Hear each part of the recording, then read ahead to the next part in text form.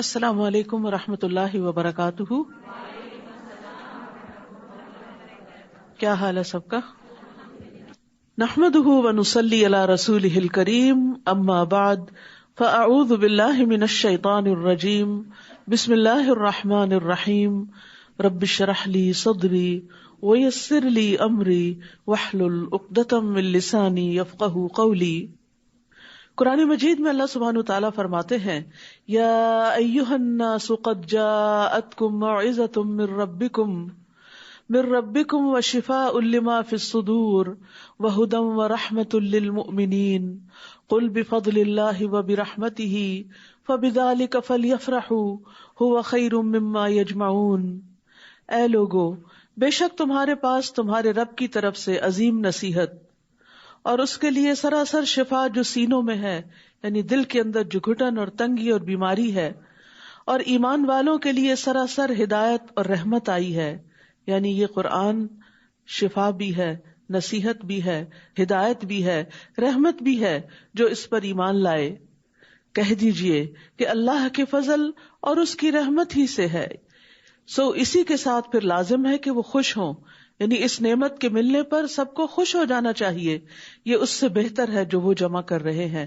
یعنی باقی لوگ قرآن کے علاوہ جو کچھ سمیٹ رہے ہیں، ان سب چیزوں سے، ان سب نعمتوں سے بہتر یہ قرآن کی نعمت ہے کہ جس کو آپ سمیٹ رہے ہیں. اس پر اطمینان سے، خوشی سے اپنا وقت لگانا چاہیے کہ ہم نفع کا سودا کر رہے ہیں. لیکن یہ کتاب کس لیے آئی ہے؟ کتاب انزلناہ الیک مبارک لیدبروا آیاتہ ولیتذکر اولو الالباب. جو کتاب ہم نے آپ کی طرف نازل کی ہے بڑی برکت والی ہے، تاکہ لوگ اس کی آیات میں غور و فکر کریں اور اہل عقل اس سے سبق حاصل کریں. تو ہمیں اللہ کی کتاب میں غور و فکر کرنا ہے اور اس سے لیسن اخذ کرنے ہیں، عملی نکتے نکالنے ہیں، تاکہ ہمارا عمل، اخلاق، رویہ، معاملہ تبدیل ہو. ابن رجب کہتے ہیں، نفلی اعمال میں سے عظیم عمل جس کے ذریعے انسان اللہ کا تقرب حاصل کر سکتا ہے وہ قرآن کی کثرت سے تلاوت کرنا ہے اور اس کو غور و فکر، تدبر اور خوب سمجھ کر سننا ہے. خباب بن ارت نے کسی آدمی سے کہا، جتنی تمہاری استطاعت ہے اللہ کا قرب حاصل کرو اور خوب جان لو کہ تم ہرگز کسی بھی چیز کے ساتھ اس کا قرب حاصل نہیں کر سکتے جو اس کو اس کے کلام سے بڑھ کر محبوب ہو. یعنی اللہ سبحانہ وتعالیٰ کا قرب قرآن مجید سے ہی حاصل کیا جا سکتا ہے. تو اس لیے ہمیں شوق سے اور محبت سے اس کلام کو پڑھنا چاہیے. اعوذ باللہ من الشیطان الرجیم، بسم اللہ الرحمن الرحیم. لن تنالوا البر حتى تنفقوا مما تحبون وما تنفقوا من شيء فإن الله به عليم. كل الطعام كان حلا لبني إسرائيل إلا ما حرم إسرائيل على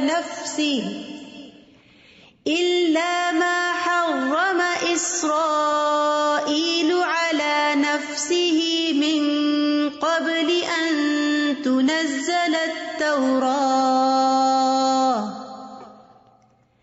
قل فأتوا بالتوراة فاتلوها إن كنتم صادقين. شروع کرتی ہوں اللہ کے نام سے جو بے انتہا مہربان، نہایت رحم فرمانے والا ہے.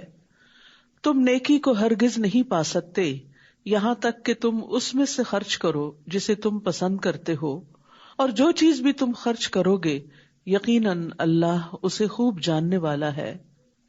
ہر شخص اپنے آپ کو نیک سمجھتا ہے اور چھوٹے موٹے نیکی کے کام سمجھ کر مطمئن ہو جاتا ہے، لیکن حقیقی نیکی اور تقوی اس کے حصے میں آتی ہے جو اللہ کے راستے میں اپنی محبوب ترین چیزوں میں سے خرچ کرتا ہے. یہاں بر کا لفظ استعمال ہوا ہے جس میں وسعت کا معنی پایا جاتا ہے. خیر کثیر کا معنی یعنی تم خیر کثیر نہیں پا سکتے جب تک محبوب چیز خرچ نہ کرو. اسی طرح بر کا معنی جنت بھی کیا گیا ہے کہ تم جنت تک پہنچ نہیں سکتے جب تک کہ اس میں سے خرچ نہ کرو جو تمہیں محبوب ہو، اور تم اس وقت تک کامل متقی نہیں بن سکتے جب تک کہ محبوب چیزوں میں سے خرچ نہ کرو. محبوب چیزیں کیا ہیں؟ انسان مال کی محبت میں تو بری طرح مبتلا ہے ہی. وَإِنَّهُ لِحُبِّ الْخَيْرِ لَشَدِيدٌ، یہ مال کی شدید محبت ہم سب کے اندر ہے کسی نہ کسی درجے میں، اور اسی محبت کے باوجود جب انسان خرچ کرتا ہے اللہ کی محبت میں تو اللہ سبحانہ تعالیٰ اس سے محبت کرتا ہے اور اس کو اعلیٰ درجات عطا کرتا ہے. اسی طرح اولاد انسان کی محبوب ترین چیزوں میں سے ہوتی ہے، تو اولاد کو بھی اللہ سبحانہ تعالیٰ کا اطاعت گزار بنانا اور اللہ کے دین کے کام کے لیے موٹیویٹ کرنا. اور جیسے پیچھے ہم نے حضرت مریم کی والدہ کی منت کے بارے میں پڑھا کہ انہوں نے اپنی محبوب چیز یعنی اپنی اولاد کو اللہ کے دین کے لیے آزاد کیا اور اس کی منت مانی، اس کی نظر مانی. تو اسی طرح اپنے بچوں سے اپنی ذاتی خدمت لینے کی بجائے یا اس میں سے وقت نکال کر اللہ کے دین کی خدمت کے لیے ان کو وقف کرنا بھی اسی میں شامل ہو جاتا ہے. اسی طرح اپنا آرام، اپنی نیند، ہم سب کو نیند بھی بہت پیاری ہوتی ہے، اور بہت سے لوگ جب تک سوئے نہ اور اگر نیند میں کچھ کمی ہو جائے تو بار بار اس کا ذکر کرتے ہیں. تو اپنی نیند میں سے کچھ قربان کر کے اللہ کی خاطر کھڑے ہو کر قیام کرنا، اپنے اوقات، اپنی مشغولیات، اپنے دل پسند مشغلوں میں سے وقت نکال کر سنجیدہ کام، دین کی تعلیم سیکھنا یا سکھانا، اور اسی طرح باقی بھی جو چیزیں ہمیں اپنے لیے پسند ہوتی ہیں انہیں دوسروں کے لیے پسند کرنا، یہ تمام چیزیں اس میں آ جاتی ہیں. اس سے پتہ چلتا ہے کہ ہمارا دین ہمیں اعلیٰ درجے کی اخلاقیات سکھاتا ہے کہ تم نیکی کو ہرگز نہیں پا سکتے، تم نیک نہیں کہلا سکتے، تم نیکی کے اعلیٰ درجے تک نہیں پہنچ سکتے یہاں تک کہ اس میں سے خرچ کرو جسے تم پسند کرتے ہو.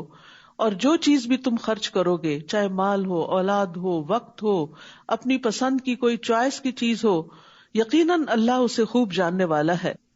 اللہ کے نبی صلی اللہ علیہ وسلم نے فرمایا، اس ذات کی قسم جس کے ہاتھ میں میری جان ہے، تم میں سے کوئی بندہ اس وقت تک مومن نہیں ہو سکتا جب تک اپنے بھائی کے لیے خیر میں سے وہی پسند نہ کرے جو وہ اپنے لیے پسند کرتا ہے. صحابہ کرام نے جب اس آیت کو سنا تو کچھ نہ کچھ اللہ سبحانہ تعالیٰ کے راستے میں ایسا دیا جو انہیں خود بہت زیادہ محبوب تھا. مثال کے طور پر حضرت علی رضی اللہ عنہ کے بارے میں آتا ہے کہ ایک مرتبہ انہوں نے اپنے غلام کو کہا کہ جاؤ کچھ کپڑے خرید کر لاؤ. اس کو 3 درہم دیے تو وہ 2 جوڑے لے کر آیا، ایک 2 درہم کا تھا اور ایک 1 درہم کا تھا. جب وہ واپس لایا تو انہوں نے اپنے ہاتھ سے دونوں کو چھو کر دیکھا، ان میں سے جو 2 درہم کا تھا اس کی کوالٹی زیادہ اچھی تھی، تو وہ اس کو دیا کہ جاؤ تم ایک نوجوان لڑکے ہو، تم پر یہ زیادہ سوٹ کرے گا اور میرے لیے یہ 1 درہم والا ہی کافی ہے. تو سبحان اللہ، 2 چیزوں میں سے جو چیز اچھی تھی، جو محبوب تھی، جو اپنے دل کو پسند تھی، جو اپنی چاہت تھی، وہ اپنے غلام پر خرچ کر دی، اس کو دے دیا. اسی طرح ابو طلحہ انصاری رضی اللہ عنہ کے بارے میں ہم سب جانتے اور بارہا یہ واقعہ پڑھ اور سن چکے ہیں کہ انس رضی اللہ عنہ سے مروی ہے کہ نبی صلی اللہ علیہ وسلم منبر پر تشریف فرما تھے کہ ابو طلحہ نبی صلی اللہ علیہ وسلم کے پاس آئے اور آپ سے پوچھا کہ آپ کی کیا رائے ہے. اللہ عز و جل نے یہ آیت نازل فرمائی ہے، لن تنالوا البر حتى تنفقوا مما تحبون، اور مجھے اپنے سارے مال میں سے میری بیروہا کی زمین سب سے زیادہ محبوب ہے اور میں اس کے ذریعے اللہ عز و جل کا قرب حاصل کرنا چاہتا ہوں. بیروہا کا باغ بہترین کھجوروں پر مشتمل تھا اور اس میں کنواں بھی تھا جس کا پانی بہت میٹھا تھا. نبی صلی اللہ علیہ وسلم اس باغ میں کبھی کبھار تشریف لے جایا کرتے تھے اور اس کا میٹھا پانی پیا کرتے تھے. تو وہ محبوب ترین باغ کے بارے میں نبی صلی اللہ علیہ وسلم سے مشورہ کرتے ہیں کہ میں اس کو اللہ کے راستے میں دینا چاہتا ہوں. تو رسول اللہ صلی اللہ علیہ وسلم نے فرمایا، واہ واہ، بیروہا تو بڑا نفع بخش مال ہے، تم اسے اپنے اقرباء میں تقسیم کر دو. تو انہوں نے اس کو رشتہ داروں کو دے دیا، اپنے چچا زاد اور دیگر لوگوں کو، صرف اور صرف اللہ کی رضا کے لیے خرچ کیا اس کو. تو آپ دیکھیے کہ جب انسان اپنی محبوب چیز کو خرچ کرتا ہے تو وہ تکلیف دہ ضرور ہوتا ہے، لیکن اس تکلیف سے انسان کو جو پھر خوشی حاصل ہوتی، جو اطمینان حاصل ہوتا ہے یعنی وقتی طور پر تکلیف ہوتی ہے لیکن بعد میں اس کا انجام اچھا ہوتا ہے. اس کے برعکس انسان جب اپنے لیے پسندیدہ ترین چیز کا انتخاب کرتا ہے تو وقتی طور پر ہو سکتا ہے کہ اس کو خوشی ہو لیکن بعد میں اس کو ریگریٹس بھی ہوتے ہیں کہ اگر میں یہ اللہ کے پاس جمع کروا دیتا تو زیادہ بہتر تھا, کیونکہ اللہ سبحانہ تعالیٰ کے ہاں اس کی قیمت مجھے زیادہ ملتی ہے. اسی طرح حضرت عثمان کے بارے میں آتا ہے کہ جب ان کا تجارتی قافلہ مدینہ میں آیا تو جو تاجر حضرات تھے وہ فوراً آ گئے کہ ہم ان سے خرید کر آگے پرچون میں دیتے ہیں. تو انہوں نے کہا کتنی قیمت لگاؤ گے؟ جو بھی بتائی نہیں, اس سے مجھے زیادہ ملتی ہے. پھر مزید وہ دینے کو تیار ہوئے تھے, کہا مجھے اس سے بھی زیادہ ملتا ہے, اس سے بھی زیادہ ملتا ہے. تو بہرحال انہوں نے وہ سارا غلہ مسلمانوں میں تقسیم کر دیا کہ اللہ کو میں نے دیا یہ, کیونکہ اللہ سبحانہ تعالیٰ تو ایک دانے کے بدلے 700 دیتا ہے, تو کوئی تاجر دنیا کا اتنا پروفٹ دے ہی نہیں سکتا تھا. تو صحابہ کرام کی زندگی میں آتا ہے حضرت عمر رضی اللہ عنہ کے بارے میں کہ پسندیدہ ترین مال ان کا خیبر کا وہ حصہ تھا جس پہ بہترین پھل آتا تھا. تو وہ نبی صلی اللہ علیہ وسلم کے پاس آ گئے کہ میں اس کو اللہ کے راستے میں دینا چاہتا ہوں. تو آپ نے فرمایا باغ رکھ لو اور اس کا پھل دے دیا کرو, یعنی پھل بار بار دیتے رہو گے اور اس کا اجر ملتا رہے گا. اسی طرح حضرت عبداللہ بن عمر کی ایک لونڈی تھی جو انہیں بہت ہی محبوب تھی, وہ آزاد کر دی. تو صحابہ جب ایسی آیات سنتے تھے تو اس پر عمل بھی کیا کرتے تھے. اور یہاں اللہ سبحانہ تعالیٰ کی بندوں پر رحمت ہے کہ یہ نہیں کہا کہ جو تمہیں پسند ہے سارا ہی دے دو, بس اتنا مطالبہ کیا مما تحبون, اس میں سے یعنی کچھ دے دو, تھوڑا سا بھی دے دو یا کچھ نہ کچھ دو. اور پھر جو بھی دو گے اللہ کو معلوم ہے, اللہ تعالیٰ اس کا حساب رکھے گا اور اللہ تعالیٰ اس کا بدلہ دے گا. اور جو بدلہ اللہ دے سکتا ہے وہ کوئی بھی نہیں دے سکتا, اس لیے یہ نفع کا ہی سودا ہے. عام طور پر جب ہم خرچ کرتے ہیں تو زائد از ضرورت یا جو ہمیں چاہیے نہیں ہوتا, اس کا یہ مطلب نہیں کہ وہ نہیں دے سکتے. قرآن مجید میں ایک دوسری جگہ اس کے دینے کا بھی حکم آتا ہے کہ جو تمہاری ضرورت سے زائد ہو اس کو دے دو. وہ ایک درجہ ہے دینے کا, لیکن محبوب ترین چیز اللہ کے راستے میں خرچ کرنا بلند ترین درجہ ہے. تو اخلاق کے بھی درجات ہوتے ہیں اور ان میں بلند ترین درجہ اپنی پسند کو دوسرے کی پسند کے تابع کر دینا, اور سب سے بڑھ کر اللہ رب العزت کی پسند کے تابع کرنا. کل الطعام کان حلا لبنی اسرائیل الا ما حرم اسرائیل علی نفسہ من قبل ان تنزل التوراۃ قل فأتوا بالتوراۃ فاتلوها ان کنتم صادقین. بنی اسرائیل کے لیے ہر کھانا حلال تھا سوائے اس کے جو اسرائیل یعقوب علیہ السلام نے تورات نازل کیے جانے سے پہلے اپنے نفس پر حرام کیا تھا. کہہ دیجئے تورات لے آؤ, پھر اسے پڑھ کر دیکھو اگر تم اپنی بات میں سچے ہو. یہاں یہود کے ایک اعتراض کا جواب دیا جا رہا ہے جس میں ان کا کہنا یہ تھا کہ محمد صلی اللہ علیہ وسلم نے بہت سی ایسی چیزوں کو حرام کر دیا ہے جو دین ابراہیمی میں حلال تھی. تو انہیں بتایا جا رہا ہے کہ ایسی کوئی بھی چیز نہیں. حضرت یعقوب تو بعد میں آئے ہیں, انہوں نے کچھ چیزیں اپنی بیماری کی وجہ سے اپنے اوپر حرام قرار دی تھی, لیکن اللہ سبحانہ تعالیٰ نے محمد صلی اللہ علیہ وسلم کو جن چیزوں کے حلال کرنے کا حکم دیا وہ اصلاً دین ابراہیمی میں بھی حلال ہی تھی. تو جو کوئی اس دلیل کے مل جانے کے بعد اللہ پر جھوٹ گڑے تو یہی لوگ دراصل ظالم ہیں. تو یاد رکھیے, قرآن سے سنت سے جب کسی چیز کی دلیل مل جائے تو اس کے بعد اس کا انکار کرنا اپنے آپ پر ظلم کرنا ہوتا ہے. کہہ دیجئے اللہ نے سچ کہا, پس تم ملت ابراہیم کی پیروی کرو جو یکسو تھا اور وہ مشرکین میں سے نہ تھا.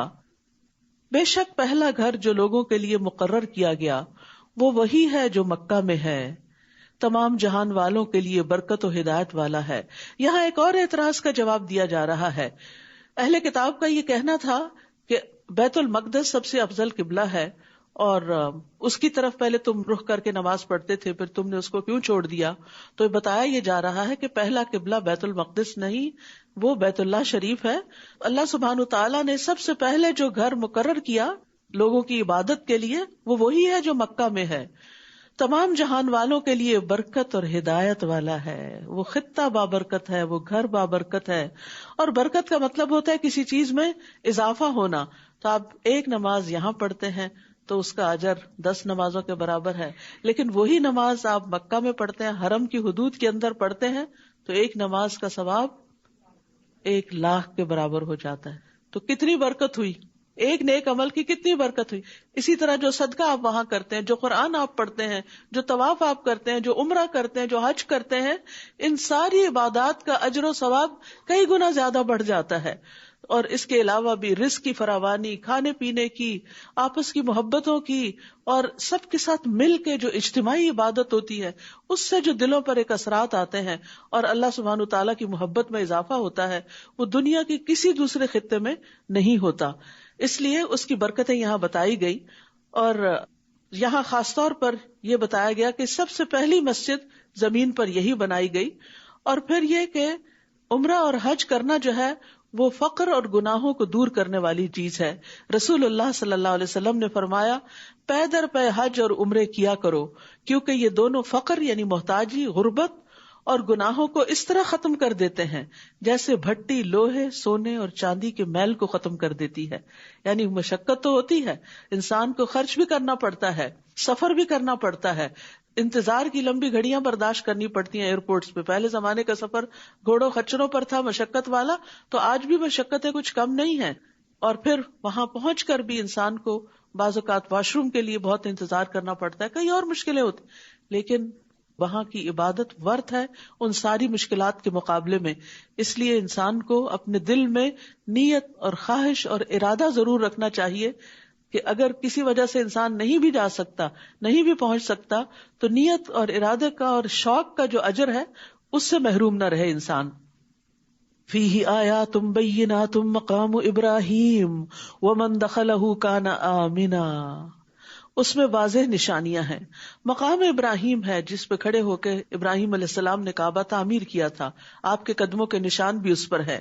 اور جو کوئی اس میں داخل ہوا امن والا ہو گیا.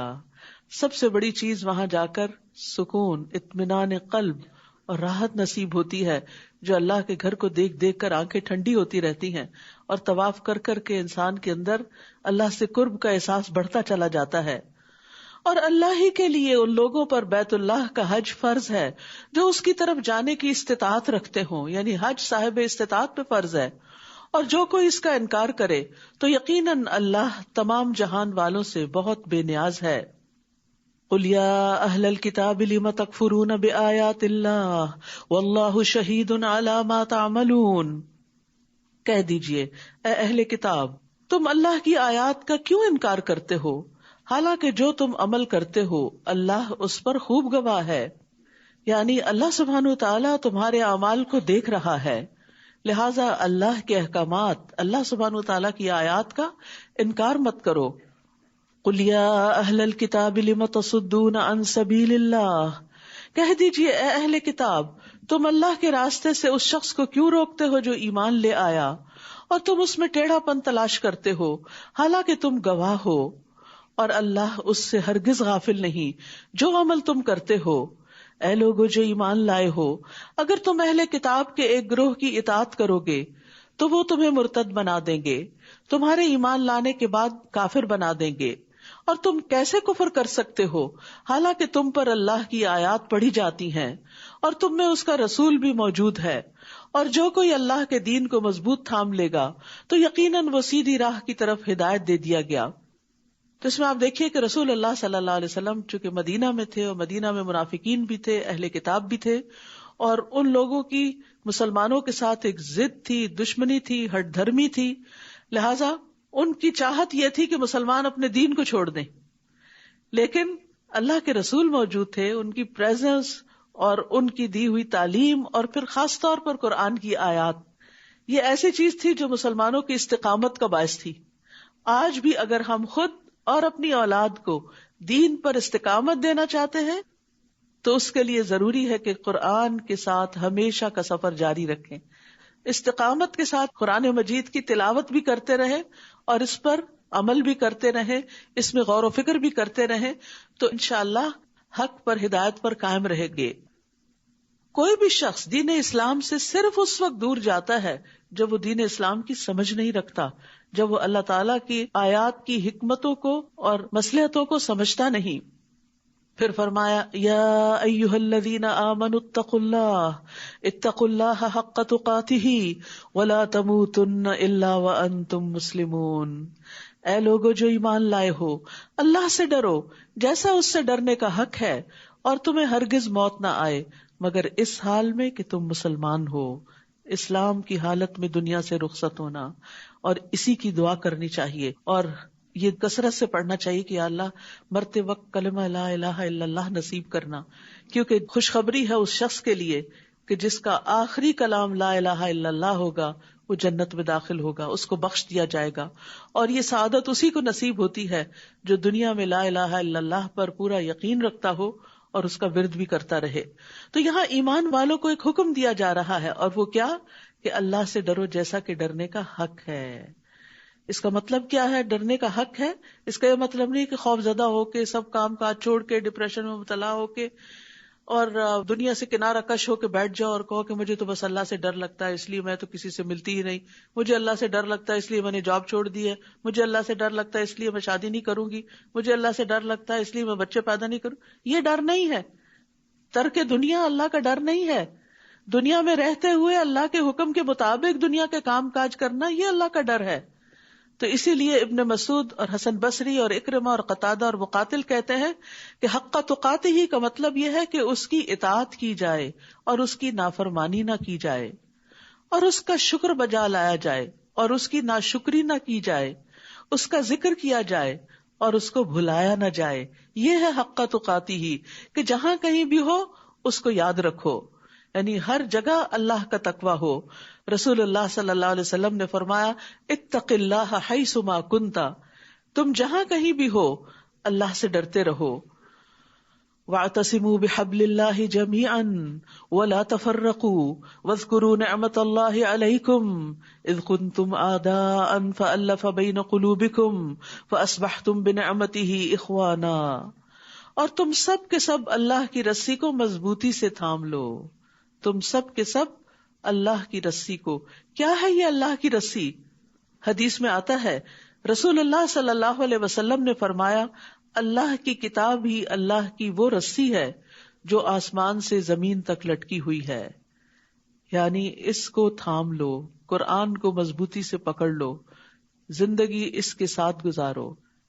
اگر اس کو پکڑے رکھو گے تو اللہ سبحانہ تعالیٰ سے تعلق مضبوط رہے گا، اور جب اللہ سے تعلق مضبوط رہے گا تو پھر بھٹکو گے نہیں، سیدھے رستے پر ہی چلتے رہو گے. اور یہاں پر صرف یہ نہیں کہا گیا کہ اللہ کی رسی پکڑ لو، یہ کہا گیا جمیعاً، سب مل کے تھامو، اکٹھے ہو کر. ابو ہریرہ رضی اللہ عنہ سے روایت ہے کہ رسول اللہ صلی اللہ علیہ وسلم نے فرمایا بے شک اللہ تم سے 3 باتوں سے راضی ہوتا ہے اور 3 باتوں سے ناراض ہوتا ہے.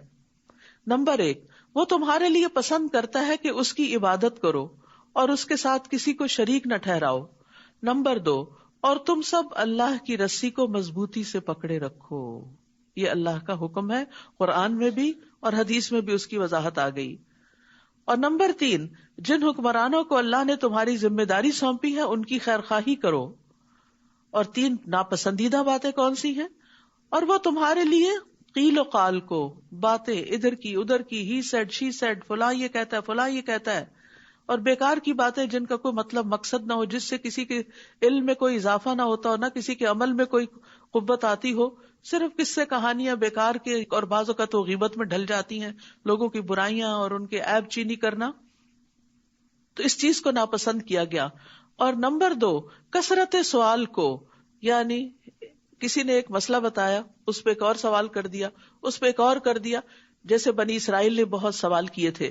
اور نمبر 3، مال ضائع کرنے کو اللہ تعالیٰ ناپسند کرتا ہے. ضرورت کی جگہوں پر تو مال خرچ کرنا چاہیے لیکن اسراف نہیں کرنا چاہیے. اور اسی طرح چاہے کھانے کا معاملہ ہو یا دیگر نفع مند چیزیں ہوں، ان کو بیکار میں پھینکتے نہیں چلے جانا چاہیے، ان سے یا خود فائدہ اٹھانا چاہیے یا کسی دوسرے کو اٹھانے دینا چاہیے. تو مال ضائع کرنا ناپسندیدہ ہے. اور پھر یہاں خاص طور پر جس چیز کا حکم دیا جا رہا ہے وہ یہ کہ آپس میں جڑے رہو، دلوں کا اتحاد ہو. فرمایا بے شک مومن دوسرے مومن کے لیے عمارت کی طرح ہوتا ہے، اس کا ایک حصہ دوسرے حصے کو قوت پہنچاتا ہے.